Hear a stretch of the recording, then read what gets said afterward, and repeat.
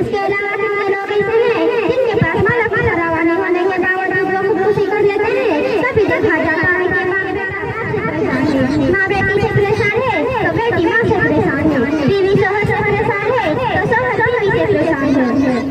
उस्ताद शागिर्द से परेशान है तो शागिर्द उस्ताद से परेशान है, मदारिस का जिम्मेदाराना खर्चा से परेशान है तो छात्र मदारिस का जिम्मेदारान से परेशान है, गाँव के लोग गाँव से जिम्मेदारान से परेशान है तो गाँव से जिम्मेदारान गाँव के लोगों से परेशान है। यानी अक्सर लोग परेशान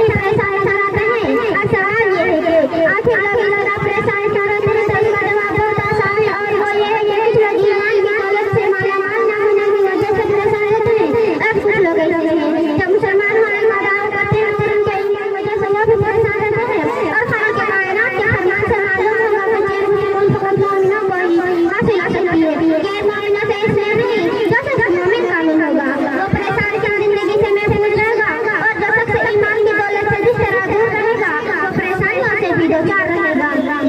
इसलिए जो आराम की जिंदगी चाहता है अपने आप पर ईमान ले, जैसा कि